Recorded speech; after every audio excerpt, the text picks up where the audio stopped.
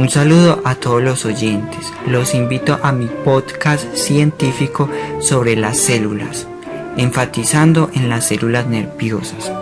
Me basaré en los libros proporcionados por la Universidad Iberoamericana y por un módulo llamado Sistema Nervioso Central del Politécnico Gran Colombiano.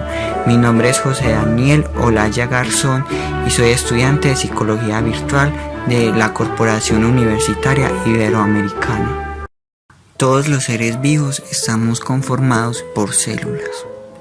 Por ende, la célula es la unidad fundamental y básica de la vida.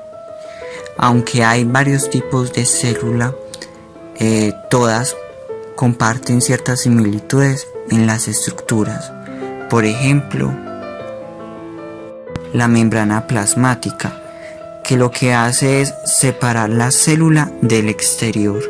Además, todas las células tienen ADN o material genético y todas también tienen citoplasma. Existen dos tipos de células, las eucariotas y las procariotas. Las eucariotas primero se caracteriza por tener núcleo. Dentro de ese núcleo es donde está almacenado el material genético o ADN. Esa es la principal diferencia. Además contiene organulos y son más complejas gráficamente y estructuralmente que las procariotas. Los que tenemos este tipo de células básicamente somos los animales y las plantas. Las procariotas, sin embargo, son más simples y como al no contar con un núcleo, el material genético está regado dentro de toda la célula. Este tipo de célula es normalmente compuesto por organismos unicelulares, por ejemplo las bacterias. Para comprender la importancia de las células nerviosas hay que hacer un recorrido histórico sobre nuestra historia. El hombre siempre se ha preguntado sobre su existencia, sobre la realidad, sobre su comportamiento y sus emociones. Esto ha llevado a que ciertos personajes se pregunten y filosofean, que generan con el tiempo teorías, y con el increíble avance tecnológico y científico, lo que hace esto es corroborarlas, desmentirlas o se replantean estas teorías. Por ejemplo, durante mucho tiempo se consideró que el órgano más importante era el corazón. Después, demostrando que el cerebro y el sistema nervioso es donde se encuentra nuestra vida psicológica y física. El ser humano es producto de la evolución con su entorno y su herencia genética. Esto permitió que el cerebro y el sistema nervioso se fueran desarrollando, generando procesos cada vez más complejos que permitieron evolucionar el lenguaje en pensamiento y en otros procesos cognitivos, que son particularmente de nosotros, de los humanos, y que nos ha permitido llegar hasta este punto que hoy conocemos. Continuando con la idea, el mundo nosotros lo sentimos a través de nuestros órganos sensoriales, enviando estímulos que generan un cambio y una respuesta casi automática de procesos químicos y científicos, que estos se transforman en impulsos y se distribuyen en nuestro sistema nervioso. El sistema nervioso funciona como una vía o un transporte hacia el cerebro, que posteriormente genera información, siente la percepción a través de los sensores, que permite a nosotros interactuar con el mundo, conocerlo y fusionarnos con él. Esto, sin embargo, no se da de un día para otro o como una reacción, sino que se da a través de células muy importantes del sistema nervioso.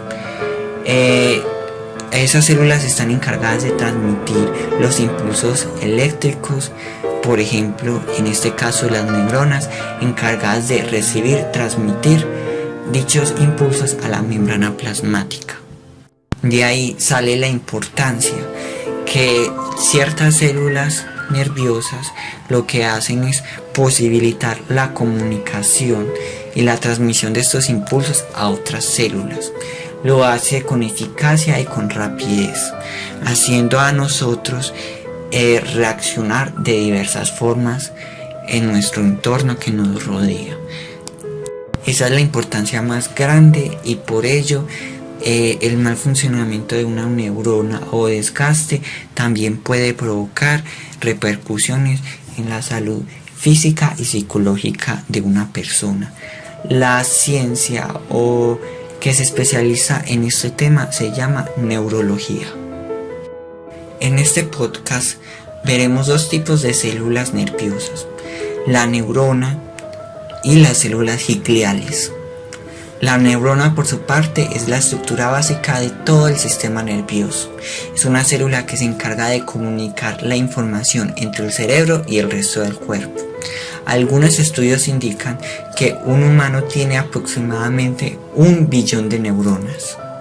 Una característica que tienen todas las neuronas es que no hay dos neuronas idénticas, pero que sí comparten estructuras básicas, como el cuerpo celular, las dendritas y el axón.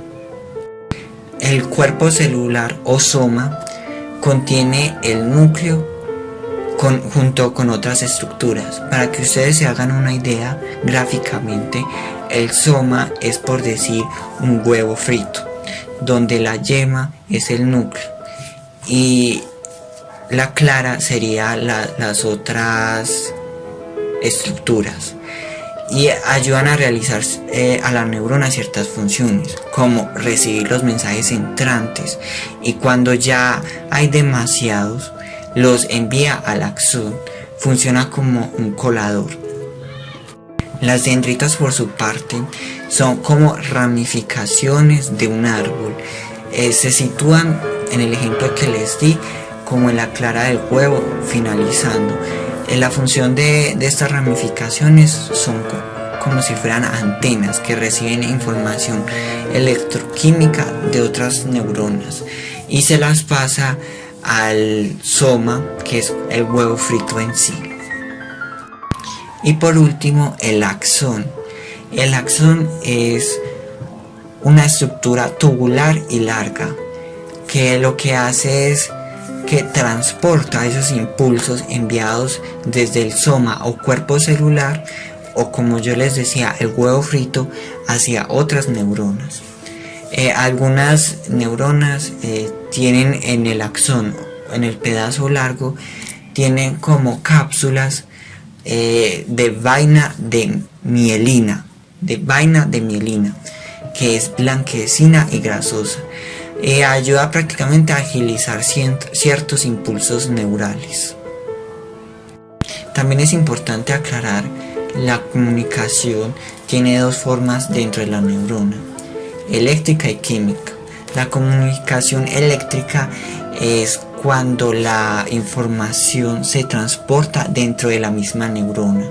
Y aquí es donde la vaina de mielina toma importancia, porque le da velocidad al impulso. Un axón, o sea, un tubito largo que no tiene vaina de melanina, no tiene cápsulas, llevará la información, según Hoffman, un autor que lo escribió en el 2008, 10 veces más lento que un axón cubierto.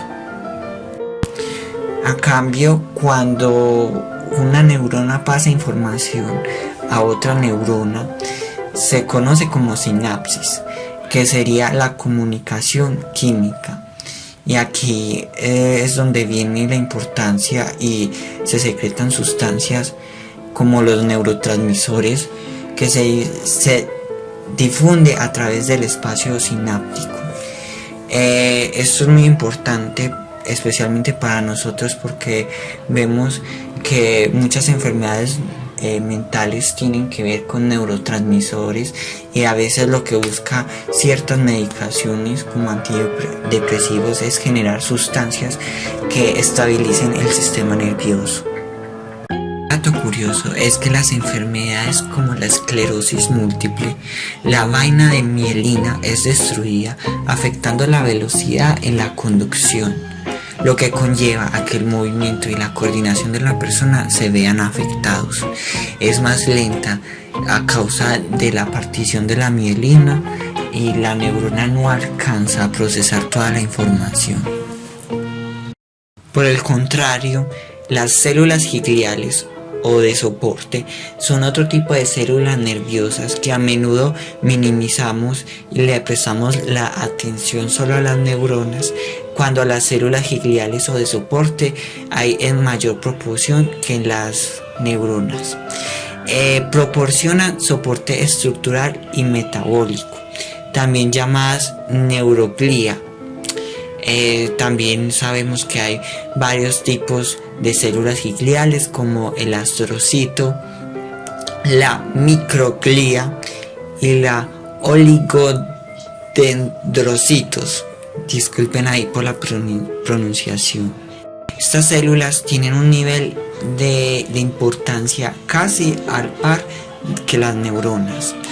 Sus principales funciones son el de brindar el soporte, como ya dije, las mantiene, dar nutrientes a esas neuronas, las alimenta, controla los nutrientes, las comunican entre neuronas y las aíslan. A veces cuando una célula muere, estas células gliales lo que hacen es sacrificarlas y tratar de salvar el resto que queda vivo, o sea, las comunica o las aísla, pero mantiene las células en un estado de control. Y por último, se encarga de limpiar todo lo que ya no sirve, las células muertas, y las protege al mismo tiempo. Cabe resaltar que hay mucha variedad, más de los 3 tipos que dije. También están las células de Schwann, las células satélites y las ependimales células, que cada una se encarga de diferentes aspectos y están regadas a lo largo del sistema nervioso. Algunas se encargan de mielinizar y otras simplemente de dar esa estructura rígida para las neuronas. Se hagan una idea de la importancia que tienen las neuronas y el papel de los neurotransmisores, tanto en la biología como en la psicología.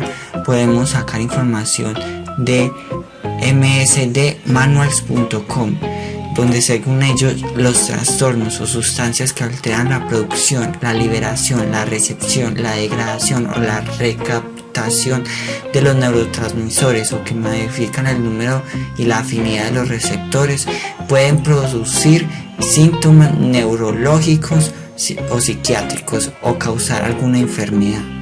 Por ejemplo, el alteramiento de neurotransmisores puede provocar la enfermedad del Alzheimer, ansiedad, trastorno de espectro autista, lesión encefálica, depresión, trastornos convulsivos, enfermedad de Huntington, manía, síndrome neurolíptico maligno, dolor, parkinsonismo, enfermedad de Parkinson, esquizofrenia, discinesia tardía. Hoy en día la célula es indiscutible que es parte fundamental de la realidad del ser humano y de la realidad del mundo.